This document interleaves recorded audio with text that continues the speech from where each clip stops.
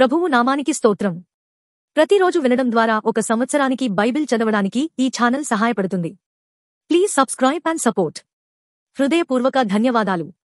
నేటి వేద భాగం యోబు గ్రంథము 13వ అధ్యాయము. ఇదిగో, నా కన్ను ఇదంతయు చూచెను, నా చెవి దాని విని గ్రహించియున్నది. మీకు తెలిసినది నాకును తెలిసేయున్నది. నేను మీకంటే తక్కువ జ్ఞానము కలవాడను కాను. నేను సర్వశక్తుడగు దేవునితో మాటలాడగోరుచున్నాను, దేవునితోనే వాదింపగోరుచున్నాను. మీరైతే అబద్ధములు కల్పించువారు, మీరందరూ పనికిమాలిన వైద్యులు. మీరు కేవలము మౌనముగా నుండుట మేలు, అది మీకు జ్ఞానమని ఎంచబడును. దయచేసి నా వాదము వినుడి, నేను ఆడు వ్యాజ్యమును ఆలకించుడి. దేవుని పక్షముగా మీరు అన్యాయ వాదన చేయుదురా? ఆయన పక్షముగా మీరు మోసములు పలుకుదురా? ఆయన ఎడల మీరు పక్షపాతము చూపుదురా? దేవుని పక్షమున మీరు వాదింతురా? ఆయన మిమ్మును పరిశోధించుట మీకు క్షేమమా? లేక ఒకడు నరులను మోసము చేయునట్లు మీరు ఆయనను మోసము చేయుదురా? మీరు రహస్యముగా పక్షపాతము చూపిన ఎడల నిశ్చయముగా ఆయన మిమ్మును గద్దించును. ఆయన ప్రభావము మిమ్మును భయపెట్టదా? ఆయన భయము మీ మీదకి రాదా? మీ హెచ్చరిక మాటలు బూడిద సామెతలు, మీ వాదములు మంటి వాదములు. నేను మాటలాడెదను, నా జోలికి రాక మౌనులైయుండుడి. నా మీదకి వచ్చునది ఏదో అది వచ్చునుగాక. నేనెందుకు నా ప్రాణమును ఎరగా చేసుకొనవలెను? చేసి కొననుగాని ప్రాణమునకు తెగించి మాటలాడెదను. ఇదిగో, ఆయన నన్ను చంపినను నేను ఆయన కొరకు కనిపెట్టుచున్నాను. ఆయన సన్నిధిని నా ప్రవర్తన న్యాయమని రుజువుపరుతును. ఇదియు నాకు రక్షణార్థమైనదగును. భక్తిహీనుడు ఆయన సన్నిధికి రా తెగింపడు. నా వాజ్మూలమును శ్రద్ధగా ఆలకించుడి. నా ప్రమాణవాక్యములు మీ చెవులలో చొరనీయుడి. ఆలోచించుడి. నేను నా వ్యాజ్యమును సరిచేసికొనియున్నాను. నేను నిర్దోషిగా కనబడుదునని నాకు తెలియను. నాతో వ్యాజ్యమాడ చూచువాడెవడు? ఎవడైనా నుండిన ఎడల నేను నోరు మూసికొని ప్రాణము విడిచెదను. ఈ 2 పనులు మాత్రము నాకు చేయకుము, అప్పుడు నేను నీకు విముఖుడనైయుండను. నీ చెయ్యి నా మీద నుండి తొలగింపుము, నీ భయము నన్ను బెదిరింపనీయకుము. అప్పుడు నీవు పిలిచిన ఎడల నేను నీకుత్తరమిచ్చెదను. నేను పలికెదను, నీవు నాకుత్తరమిమ్ము. నా దోషములెన్ని, నా పాపములెన్ని? నా అతిక్రమమును నా పాపమును నాకు తెలియజేయుము. నీవేల నీ ముఖమును మరుగజేసికొంటివి, నన్నేల నీకు పగవానిగా ఎంచుచున్నావు. ఇటు అటు కొట్టుకొని పోవుచున్న ఆకును నీవు వేధించెదవా? ఎండిపోయిన చెత్తను తరుముదువా? నీవు నాకు కఠినమైన శిక్ష విధించియున్నావు. నా బాల్యకాలపు పాపములను నాకు స్వాస్థ్యముగా నీవు విధించియున్నావు. బొండలలో నా కాళ్లు బిగించియున్నావు. నా ప్రవర్తన అంతయు నీవు కనిపెట్టుచున్నావు. నా అరికాళ్ల చుట్టూ గిరి గీసియున్నావు. మురిగి క్షీణించుచున్న వాని చుట్టూ చిమ్మట కొట్టిన వస్త్రము వంటి వాని చుట్టూ గిరిగీసి వానిని కనిపెట్టుచున్నావు. యోబు గ్రంథము 14వ అధ్యాయము. స్త్రీ కనిన నరుడు కొద్ది దినముల వాడై మిక్కిలి బాధనుందును. పువ్వు వికసించినట్లు వాడు పెరిగి వాడిపోవును. నీడ కనబడకపోవునట్లు వాడు నిలవక పారిపోవును. అట్టి వాని మీద నీవు కనుదృష్టియుంచియున్నావు. తీర్పు నొందుటకై నన్ను నీ ఎదుటకి రప్పించియున్నావు. పాప సహితునిలో నుండి పాపరహితుడు పుట్టగలిగిన ఎంత మేలు! అలాగున ఎవడునూ పుట్టనేరడు.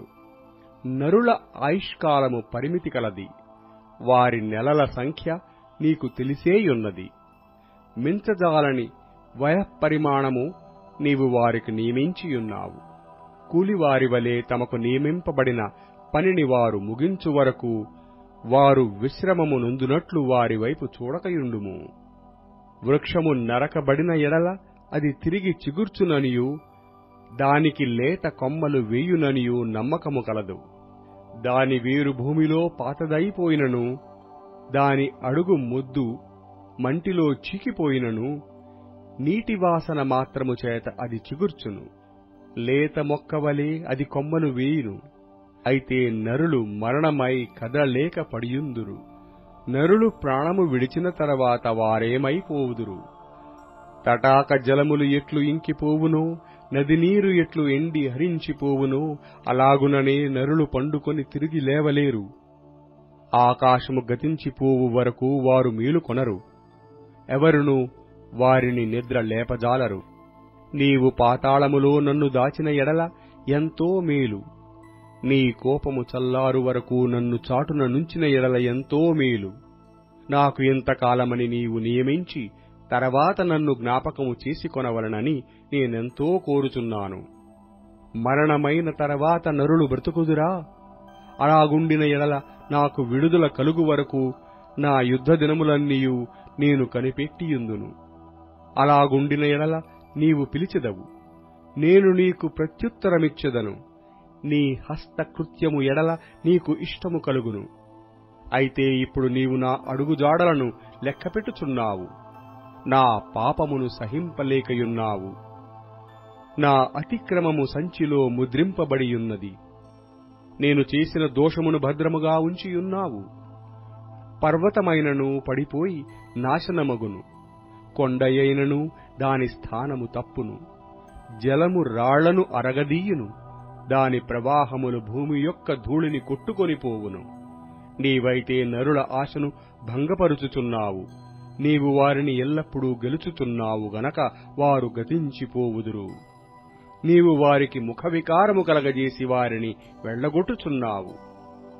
వారి కుమారులు ఒకవేళ ఘనత వహించినను అది వారికి తెలియకపోవును. వారు ఒకవేళ అణిగిపోయినను అట్టి గతి వారికి పట్టెనని వారు గ్రహింపకయుందురు. తమ మట్టుకు తామే శరీరమునందు నొప్పి నొందుదురు. తమ మట్టుకు తామే ప్రాణమునందు దుఃఖపడుదురు. అపొస్తలుల కార్యములు 7వ అధ్యాయం. ప్రధాన యాజకుడు ఈ మాటలు నిజమేనా అని అడిగాను. అందుకు స్టెఫెను చెప్పినదేమనగా, సహోదరులారా, తండ్రులారా, వినుడి.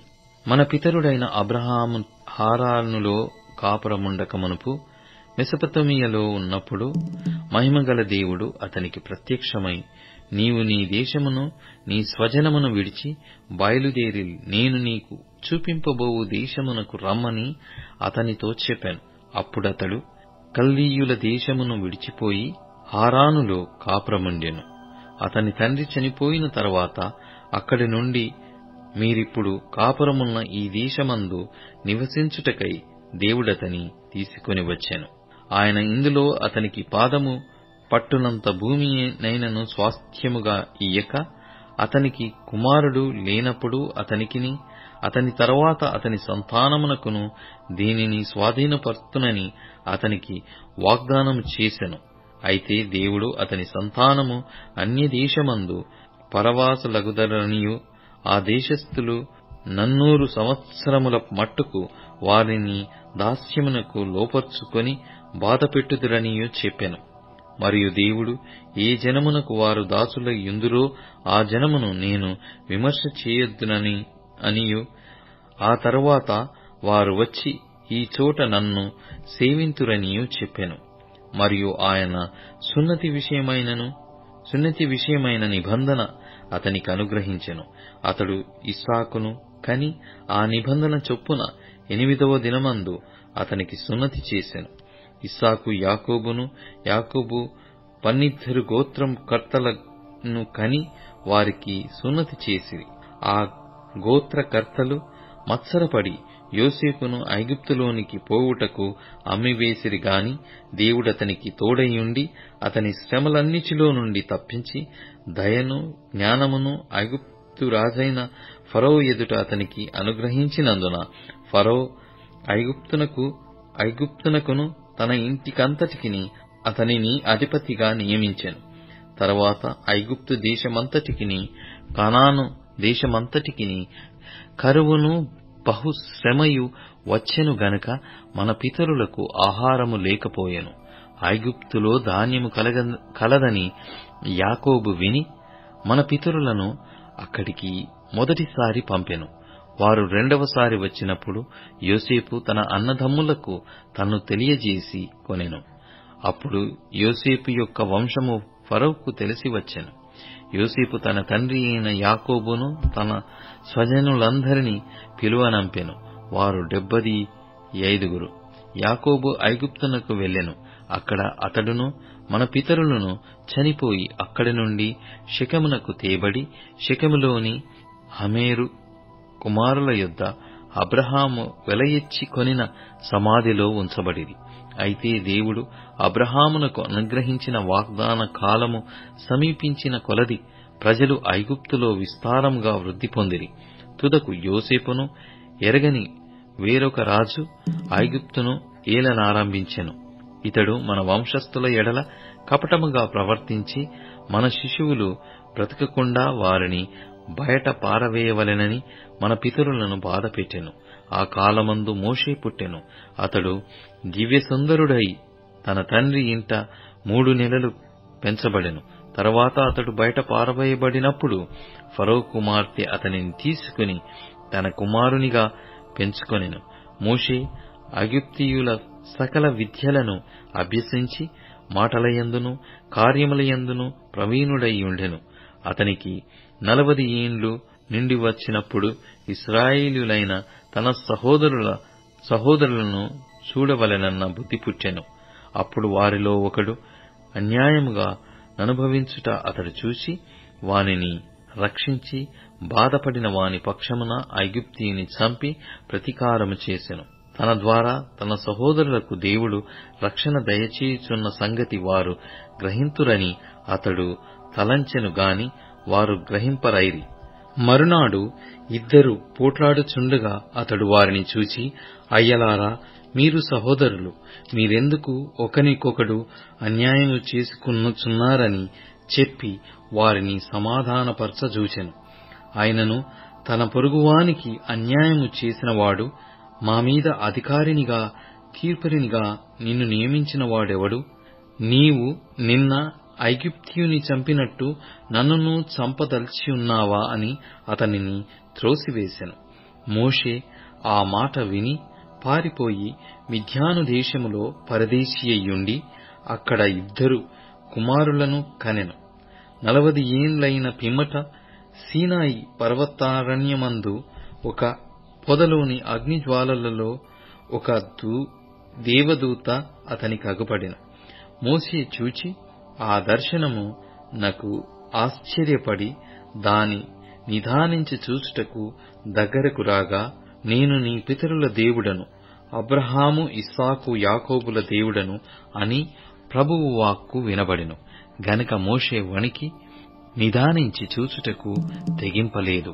అందుకు ప్రభువు, నీ చెప్పులు విడువుము, నీవు నిలిచియున్న చోటు పరిశుద్ధ భూమి. ఐగుప్తులోనున్న నా ప్రజల దురవస్థను నేను నిదానించి చూచితిని. వారి మూలుగు వింటిని.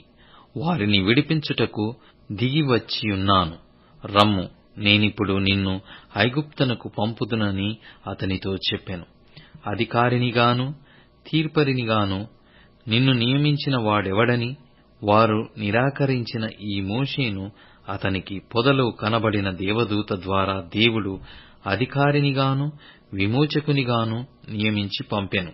ఇతడు ఐగుప్తులోను ఎర్ర సముద్రములోను 40 ఏండ్లు అరణ్యములోను మహత్కార్యములను సూచక క్రియలను చేసి వారిని తోడుకొని వచ్చాను. నా వంటి ఒక ప్రవక్తను దేవుడు మీ సహోదరులలో మీకు పుట్టించును అని ఇశ్రాయేలీయులతో చెప్పిన మోషే ఇతడే. సీనాయి పర్వతము మీద తనతో మాటలాడిన దేవదూతతోనూ మన పితరులతోనూ అరణ్యములోని సంఘమందు ఉండి మనకిచ్చుటకు జీవవాక్యములను తీసుకొనిన వాడితడే. ఇతనికి మన పితరులు లోబడనొల్లక ఇతనిని త్రోసివేసి తమ హృదయములలో ఐగుప్తునకు పోగోరిన వారై, మాకు ముందు నడుచునట్టి దేవతలను మాకు చేయుము. ఐగుప్తు దేశములో నుండి మనలను తోడుకొని వచ్చిన ఈ మోషే ఏమాయనో మాకు తెలియదని అహరోనుతో అనిది. ఆ దినములలో వారొక దూడను చేసుకుని ఆ విగ్రహమునకు బలి నర్పించి తమ చేతులతో నిర్మించిన వాటి యందు ఉల్లసించిరి. అందుకు దేవుడు వారికి విముఖుడై ఆకాశ సైన్యమును సేవించుటకు వారిని విడిచిపెట్టెను. అందుకు ప్రమాణముగా ప్రవక్తల గ్రంథమందు ఇలాగు వ్రాయబడి ఉన్నది: ఇశ్రాయేలు ఇంటివారలారా, మీరు అరణ్యములో 40 ఏండ్లు బలి పశువులను అర్పణములను నాకు అర్పించితిరా? మీరు పూజించుటకు చేసుకొనిన ప్రతిమలైన మొలకు గుడారమును, రొంఫాయను, దేవత యొక్క నక్షత్రమును మోసికొని పోతిరి గనుక బబులోను ఆవలికి మిమ్మును కొనిపోయేదను. అతడు చూచిన మాదిరి చొప్పున దాని చేయవలెనని మోషేతో చెప్పినవాడు ఆజ్ఞాపించిన ప్రకారము సాక్ష్యపు గుడారము అరణ్యములో మన పితరుల యొద్ద ఉండెను. మన పితరులు తమ పెద్దల చేత దానిని తీసుకొనిన వారై, దేవుడు తమ ఎదుట నుండి వెళ్లగొట్టిన జనములను వారు స్వాధీనపరచుకొన్నప్పుడు యెహోషువతో కూడా ఈ దేశములోనికి దానిని తీసుకుని వచ్చిరి. అది దావీదు దినముల వరకు ఉండెను. అతడు దేవుని దయ పొంది యాకోబు యొక్క దేవుని నివాస స్థలము కట్టగోరెను. అయితే సొలొమోను ఆయన కొరకు మందిరము కట్టించెను. అయినను ఆకాశము నా సింహాసనము, భూమి నా పాదపీఠము, మీరు నా కొరకు ఎలాంటి మందిరము కట్టుదురు? నా విశ్రాంతి స్థలమేది? ఇవన్నీయు నా హస్తకృత్యములు కావా అని ప్రభువు చెప్పుచున్నాడు అని ప్రవక్త పలికిన ప్రకారము సర్వోన్నతుడు హస్తకృతాలయములలో నివసింపడు. ముష్కరులారా, హృదయములను చెవులను దేవుని వాక్యమునకు లోపర్చనొల్లని వారలారా, మీ పితరుల వలె మీరును ఎల్లప్పుడూ పరిశుద్ధాత్మను ఎదిరించుచున్నారు. మీ పితరులు ప్రవక్తలలో ఎవనిని హింసింపకయుండిరి? ఆ నీతిమంతుని రాకను గూర్చి ముందు తెలిపిన వారిని చంపిరి. ఆయనను మీరు ఇప్పుడు అప్పగించి హత్య చేసిన వారైతిరి. దేవదూతల ద్వారా నియమింపబడిన ధర్మశాస్త్రమును మీరు పొందితిరి గాని దానిని గైకొనలేదని చెప్పెను. వారి మాటలు విని కోపముతో మండిపడి అతనిని చూచి పండ్లు కొరికి, అయితే అతడు పరిశుద్ధాత్మతో నిండుకొనినవాడై ఆకాశము వైపు తేరి చూచి దేవుని మహిమను, యేసు దేవుని కుడి పార్శ్వమందు నిలిచియుండుటను చూచి, ఆకాశము తెరవబడుటయు మనుష్య కుమారుడు దేవుని కుడిపార్శ్వమందు నిలిచియుండుటయు చూచుచున్నానని చెప్పెను. అప్పుడు వారు పెద్ద కేకలు వేసి చెవులు మూసుకుని ఏకముగా అతని మీద పడి పట్టణపు వెలుపలికి అతనిని వెళ్లగొట్టి రాళ్లు రువ్వి చంపిరి. సాక్షులు సౌలు అను ఒక యవనుని పాదముల యొద్ద తమ వస్త్రములు పెట్టిరి. ప్రభువును గూర్చి మొరపెట్టుచు, యేసు ప్రభువా, నా ఆత్మను చేర్చుకొనుమని స్టెఫెను పలుకుచుండగా వారు అతనిని రాళ్లతో కొట్టిరి. అతడు మోకాళ్ళుని, ప్రభువా, వారి మీద ఈ పాపము మోపకుమని గొప్ప శబ్దముతో పలికెను. ఈ మాట పలికి నిద్రించెను. సౌలు అతని చావునకు సమ్మతించెను. అపోస్తలుల కార్యములు 8వ అధ్యాయము. ఆ కాలమందు యెరూషలేములోని సంఘమునకు గొప్ప హింస కలిగినందున అపోస్తలులు తప్ప అందరూ యూదయ సమరయ దేశముల యందు చెదిరిపోయిరి. భక్తిగల మనుష్యులు స్టెఫెనును సమాధి చేసి అతనిని గూర్చి బహుగా ప్రలాపించిరి. సౌలైతే ఇంటింట జొచ్చి పురుషులను స్త్రీలను ఈడ్చుకునిపోయి చెరసాలలో వేయించి సంఘమును పాడు చేయుచుండెను. కాబట్టి చెదిరిపోయిన వారు సువార్త వాక్యమును ప్రకటించుచు సంచారము చేసిరి. అప్పుడు ఫిలిప్పు సమరయ పట్టణము వరకును వెళ్లి క్రీస్తును వారికి ప్రకటించుచుండెను. జనసమూహములు విని ఫిలిప్పు చేసిన సూచక క్రియలను చూచినందున అతడు చెప్పిన మాటల యందు ఏక మనస్సుతో లక్ష్యముంచగా అనేకులను పట్టిన అపవిత్రాత్మలు పెద్ద కేకలు వేసి వారిని వదిలిపోయెను. పక్షవాయువు గలవారును కుంటివారును అనేకులు స్వస్థత పొందిరి. అందుకు ఆ పట్టణములో మిగుల సంతోషము కలిగెను. సీమోనను ఒక మనుష్యుడు లోగడ ఆ పట్టణములో గారాడి చీచు తానెవడో యొక్క గొప్పవాడని చెప్పుకొనుచు సమరయ జనులను విభ్రాంతిపరచుచుండెను. కొద్దివాడు మొదలుకొని గొప్పవాని మటుకు అందరూ దేవుని మహాశక్తి అనబడిన వాడు ఇతడే అని చెప్పుకొనుచు అతని లక్ష్యపెట్టిరి. అతడు బహుకాలము గారడీలు చేయుచు వారిని విభ్రాంతిపరిచినందున వారతని లక్ష్యపెట్టిరి. అయితే ఫిలిప్పు దేవుని రాజ్యమును గూర్చియు యేసుక్రీస్తు నామమును గూర్చియు సువార్త ప్రకటించుచుండగా వారతని నమ్మి పురుషులను స్త్రీలను బాప్తిస్మము పొందిరి. అప్పుడు సీమోను కూడా నమ్మి బాప్తిస్మము పొంది ఫిలిప్పును ఎడబాయకుండి సూచక క్రియలను గొప్ప అద్భుతములను జరుగుట చూచి విభ్రాంతి నొందెను. సమరయవారు దేవుని వాక్యము అంగీకరించిరని యెరూషలేములోని అపోస్తలుల విని పేతురును యోహానును వారి యొద్దకు పంపిరి. వీరు వచ్చి వారు పరిశుద్ధాత్మను పొందవలెనని వారి కొరకు ప్రార్థన చేసిరి. అంతకుముందు వారిలో ఎవని మీదనూ ఆయన దిగియుండలేదు. వారు ప్రభువైన యేసు నామమున బాప్తిస్మము మాత్రము పొందియుండిరి. అప్పుడు పేతురు యోహానును వారి మీద చేతులుంచగా వారు పరిశుద్ధాత్మను పొందిరి. అపోస్తలులు చేతులుంచుట వలన పరిశుద్ధాత్మ అనుగ్రహింపబడెనని సీమోను చూచి వారి ఎదుట ద్రవ్యము పెట్టి, నేనెవని మీద చేతులుంచుదునో వాడు పరిశుద్ధాత్మను పొందునట్లు ఈ అధికారము నాకీయుడని అడిగెను. అందుకు పేతురు, నీవు ద్రవ్యమిచ్చి దేవుని వరము సంపాదించుకొందునని తలంచుకొన్నందున నీ వెండి నీతో కూడా నశించునుగాక. నీ హృదయము దేవుని ఎదుట సరియైనది కాదు గనుక ఈ కార్యమందు నీకు పాలుపంపులు లేవు. కాబట్టి ఈ నీ చెడుతనము మానుకొని మారుమనస్సు నుండి ప్రభువును వేడుకొనుము.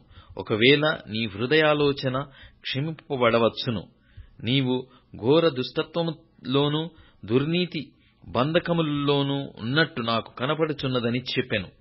అందుకు సీమోను, మీరు చెప్పిన వాటిలో ఏదియు నా మీదికి రాకుండా మీరే నా కొరకు ప్రభువును వేడుకొనుడని చెప్పెను. అంతటా వారు సాక్ష్యమిచ్చుచు ప్రభువు వాక్యము బోధించి యెరూషలేమునకు తిరిగి వెళ్ళుచు సమరయుల అనేక గ్రామములలో సువార్త ప్రకటించుచూ వచ్చిరి. ప్రభువు దూత, నీవు లేచి దక్షిణముగా వెళ్లి యెరూషలేము నుండి గాజాకు పోవు అరణ్య మార్గమును కలిసికొమ్మని ఫిలిప్పుతో చెప్పగా అతడు లేచి వెళ్ళెను. అప్పుడు ఐథియోపియుల రాణి అయిన కందాకే క్రింద మంత్రి అయి ఆమె యొక్క ధనాగారమంతటి మీదనున్న ఐథియోపియుడైన నపుంసకుడు ఆరాధించుటకు యెరూషలేమునకు వచ్చియుండెను. అతడు తిరిగి వెళ్ళుచు తమ రథము మీద కూర్చుండి ప్రవక్తయైన యెషయా గ్రంథము చదువుచుండెను.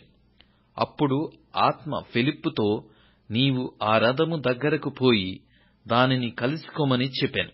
ఫిలిప్పు దగ్గరకు పరిగెత్తికొని పోయి అతడు ప్రవక్తయైన యెషయా గ్రంథము చదువుచుండగా విని, నీవు చదువునది గ్రహించుచున్నావా అని అడుగగా అతడు, ఎవడైనను నాకు త్రోవ చూపుకుంటే ఎలాగు గ్రహింపగలనని చెప్పి రథమెక్కి తనతో కూర్చుండమని ఫిలిప్పును వేడుకొనెను. అతడు లేఖనమందు చదువుచున్న భాగమేదనగా, ఆయన గొర్రెవలె వదకు తేబడెను. బొచ్చు కత్తిరించు వాని ఎదుట గొర్రెపిల్ల ఎలాగు మౌనముగా ఉండునో అలాగే ఆయన నోరు తెరవకుండెను. ఆయన దీనత్వమును బట్టి ఆయనకు న్యాయ విమర్శ దొరకకపోయెను. ఆయన సంతానము ఎవరు వివరింతురు? ఆయన జీవము భూమి మీద నుండి తీసివేయబడినది.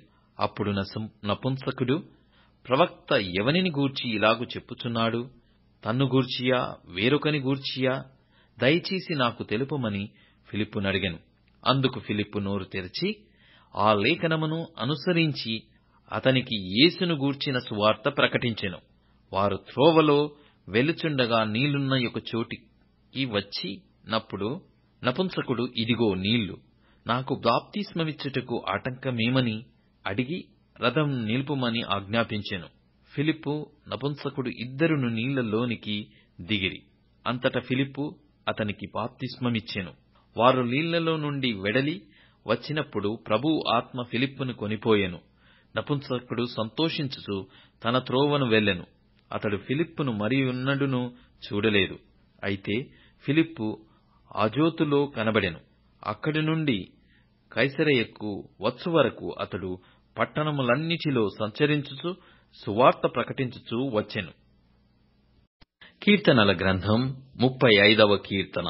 యెహోవా, నాతో వ్యాజ్యమాడు వారితో వ్యాజ్యమాడుము, నాతో పోరాడు వారితో పోరాడుము. ఖేడమును డాలును పట్టుకొని నా సహాయమునకై లేచి నిలువుము. ఈటె దూసి నన్ను తరుము వారిని అడ్డగింపుము. నేనే నీ రక్షణ అని నాతో సెలవిమ్ము. నా ప్రాణము తీయగోరు వారికి సిగ్గును అవమానమును కలుగునుగాక. నాకు కీడు చేయ నాలోచించు వారు వెనుకకు మళ్లింపబడి లజ్జపడుదురుగాక. యెహోవా దూత వారిని పారదోలునుగాక. వారు గాలికి కొట్టుకొని పోవు పొట్టువలె నుందురుగాక. యెహోవా దూత వారిని తరుమునుగాక. వారి త్రోవ చీకటి అయి జారుడుగా నుండునుగాక. నన్ను పట్టుకొనవలెనని వారు నిర్నిమిత్తముగా గుంటలో తమ వల నొడ్డిరి. నా ప్రాణము తీయవలెనని నిర్నిమిత్తముగా గుంట త్రవ్విరి. వానికి తెలియకుండా చేటు వాని మీదికి వచ్చునుగాక. తాను ఒడ్డిన వలలో తానే చిక్కుబడునుగాక. వాడు ఆ చేటులోనే పడునుగాక. అప్పుడు యెహోవా యందు నేను హర్షించుదును, ఆయన రక్షణను బట్టి నేను సంతోషించుదును. అప్పుడు యెహోవా, నీ వంటి వాడెవడు? మించిన బలము గల వారి చేతి నుండి దీనులను దోచుకొను వారి చేతి నుండి దీనులను దరిద్రులను విడిపించువాడవు నీవే అని నా ఎముకలన్నీ చెప్పుకొనును. కూట సాక్షులు లేచుచున్నారు. నేనెరగని సంగతులను గూర్చి నన్ను అడుగుచున్నారు. మేలునకు ప్రతిగా కీడు నాకు చేయుచున్నారు. నేను దిక్కులేని వాడనైతిని. వారు వ్యాధితోనున్నప్పుడు గోనెపట్ట కట్టుకొంటిని. ఉపవాసము చేత నా ప్రాణమును ఆయాసపరుచుకొంటిని. అయినను నా ప్రార్థన నా ఎదలోనికే తిరిగి వచ్చియున్నది. అతడు నాకు చెలికాడైనట్టును సహోదరుడైనట్టును నేను నడుచుకొంటిని. తన తల్లి మృతి నొందినందున దుఃఖ వస్త్రములు ధరించు వాని వలె కృంగుచుంటిని. నేను కూలియుండుట చూచి వారు సంతోషించి గుంపు కూడిరి. నీచులును నేనెరగని వారును నా మీదికి కూడివచ్చి మానక నన్ను నిందించిరి. విందుకాలమునందు దూషణలాడు వదరుబోతుల వలె వారు నా మీద పండ్లు కొరికిరి. ప్రభువా, నీవెన్నాళ్లు చూచుచూ ఊరుకుందువు? వారు నాశనము చేయకుండా నా ప్రాణమును రక్షింపుము. నా ప్రాణమును సింహముల నోట నుండి విడిపింపుము. అప్పుడు మహాసమాజములో నేను నిన్ను స్తుతించెదను, బహుజనులలో నిన్ను స్తుతించెదను. నిర్హేతకముగా నాకు శత్రువులైన వారిని నన్ను గూర్చి సంతోషింపనీయకుము. నిర్నిమిత్తముగా నన్ను ద్వేషించు వారిని కన్నుగీటనీయకుము. వారు సమాధానపు మాటలు ఆడరు. దేశమందు నెమ్మదిగా నన్ను వారికి విరోధముగా వారు కపటపు యోచనలు చేయుదురు. నన్ను దూషించుటకై వారు నోరు పెద్దదిగా తెరుచుకొనుచున్నారు. ఆహా, ఆహా, ఇప్పుడు వాని సంగతి మాకు కనబడినదే అనుచున్నారు. యెహోవా, అది నీకే కనబడుచున్నది గదా. మౌనముగా నుండకుము. నా ప్రభువా, నాకు దూరముగా నుండకుము. నాకు న్యాయము తీర్చుటకు మేలుకొనుము. నా దేవా, నా ప్రభువా, నా పక్షమున వ్యాజ్యమాడుటకు లెమ్ము. యెహోవా నా దేవా, నీ నీతిని బట్టి నాకు న్యాయము తీర్చుము. నన్ను బట్టి వారు సంతోషింపకుందురుగాక. ఆహా, మా ఆశ తీరెను అని మనస్సులో వారు అనుకొనకపోవుదురుగాక. వాని మృంగివేసితిమని వారు చెప్పుకొనకొనియుందురుగాక. నా అపాయమును చూచి సంతోషించు వారందరూ అవమానము నొందుదురుగాక, లజ్జపడుదురుగాక. నా మీద అతిశయపడువారు సిగ్గుపడి అపకీర్తి పాలగుదురుగాక. నా నిర్దోషత్వమును బట్టి ఆనందించువారు ఉత్సాహధ్వని చేసి సంతోషించుదురుగాక.